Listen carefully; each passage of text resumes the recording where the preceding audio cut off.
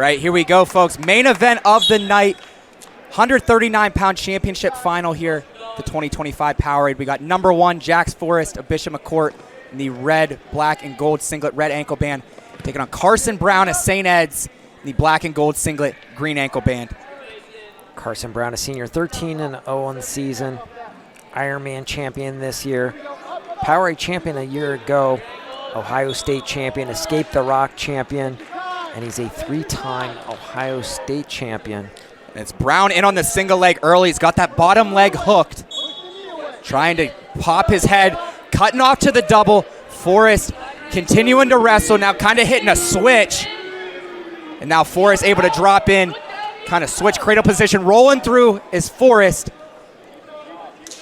Now keeping the feet elevated. Far ankle control for Brown.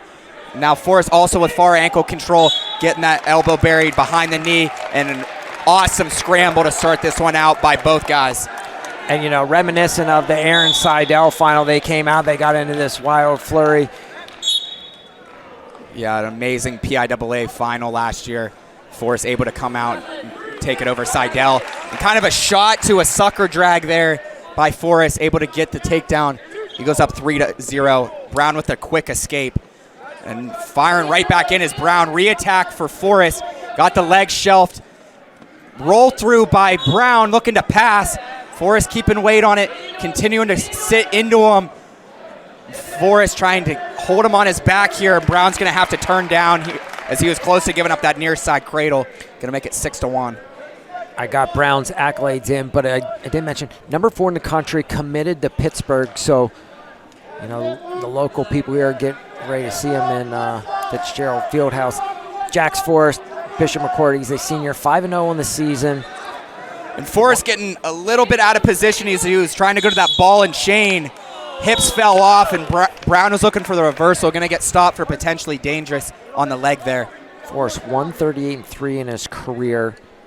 2-time PIAA state champion. Tournament finishes this year, he has nothing listed.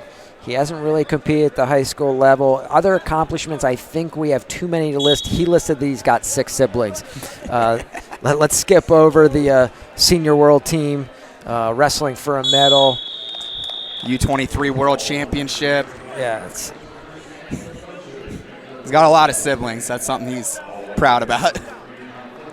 But that'll do it for the first. Forrest going to take a 6-1 lead to the second period. He's going to go down. We talked about in the opening, Forrest looking to become just the 7th 4-time Powerade champion here.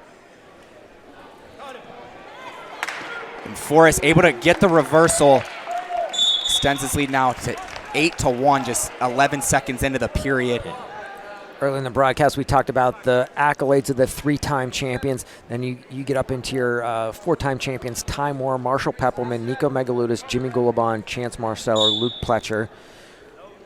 Luke Pletcher was number 1 seed going into the canceled COVID tournament. Chance Marceller makes a world team, multiple-time All-American. Nico Megaludis, national champion. Jimmy Gulabon, NCAA All-American. Forrest with the near side cradle. Is he gonna go? He's got this tight. A lot of time to work for it. Brown fighting. Forrest trying to adjust his lock, get that elbow behind the knee. 4 near fall in the bank for Forrest.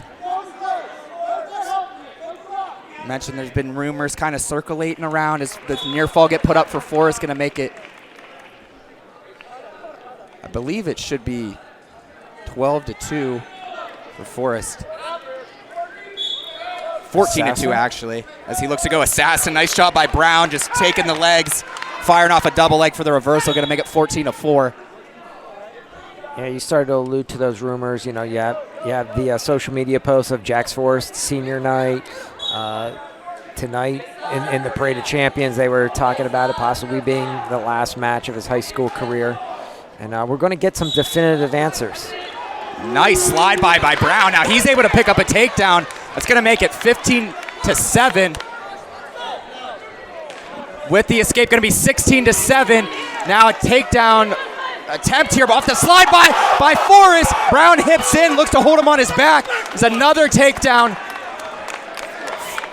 for Brown. That's going to make it 16-10 as their scoreboard getting a little bit behind, creating some confusion. But Brown making a strong comeback here. So it's now 16-10, and he's got Forrest buried with short time to go in the second. Man, kind of a crazy finish to that period. I'm not exactly sure what the score is. So we've had a couple different iterations up on the scoreboard. Our officials are going to talk about it. You were play-by-playing through it, and I think your 16-10 is correct. I do believe as Forrest got takedown for near fall, so that got it to 15. Escape made it 16-10 off the last takedown by Brown.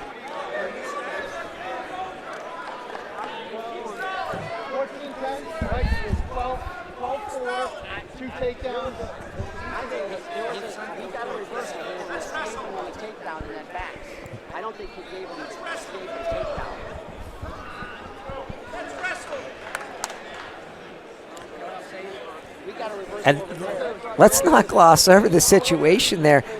Jax Forrest was in deep trouble when he got stepped over. He's going for the turn. Brown was able to step over. He had really had him in a bad spot. Talk about the there. Great equalizer in wrestling. The way you defeat somebody who's a little bit better than you. You always have that fall available. Yeah, and 14-10. We're still talking about the score here, but yeah, Forrest was really in trouble there for a moment. Brown making a strong... And where the situation started, the three-point takedown for Brown went up on for Forrest.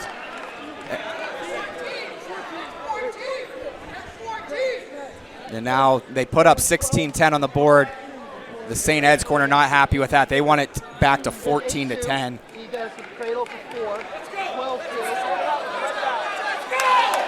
Crowd getting a little fired up, getting into this. It's a little bit of hype added to the match. Yeah. You can't really hate it. As you see everybody in the gym crowding around the mat now to watch this final period play out.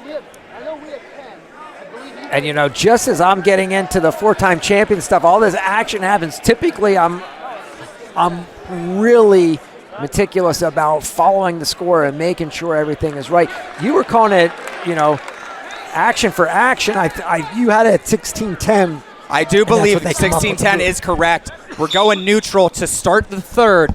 2 minutes on the clock, and Brown firing right back in. He's in on the single leg. Forrest getting back to his scrambling here. Going shin whizzer. This is where Forrest can create a lot of good action, but he kicks away there. Not something you really see him do. And it's Brown who's able to pick up the takedown. It's now 16-13. No escape awarded yet. As Brown trying to cut here. Forrest controlling the elbow. Now 17-13, and Brown making a push here, unlike something we've ever really seen against a guy like Forrest. Headgear got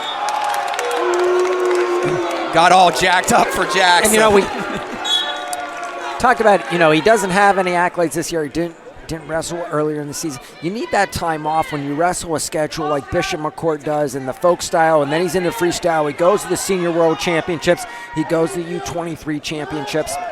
Training in Oklahoma State's room a lot. Just a lot of miles getting put on Jax Forrest. I think he's only wrestled 2 matches this season. Coming into this tournament in a couple dual meets, that's a lot of good time for Jax to kind of let his body recover, get a little bit of a break. But Brown firing in once again, in on the single leg. Shin whizzer for Forrest. Near side cradle locked up for Brown, and he's looking to go suicide here. Forrest keeping on his base here. Not on a hip yet. No takedown awarded. Far ankle away for Forrest. Going back to the shin whizzer, and they're going to go out of bounds with 31 on the clock. And nice job by Forrest, as the crowd's kind of saying he was on a hip. He was able to stay up on that knee while in that cradle. Knows the positioning there. Jason Nolf, slip your arm out, post over top of the cradle. I thought we were going to see that from Jax Forrest. Now it's Jax who catches an underhook, was looking to go to the far ankle. Down under 20 to go. Now it's Forrest looking for the go behind. He's able to catch far hip, drops to the ankles, off the go behind. And there's another takedown for Forrest. It's going to make it 20-13 with 7 seconds to go. And man, what a show for the fans this has been.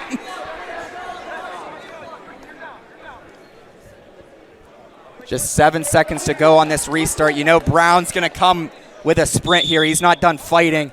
We're gonna get a caution on Forrest.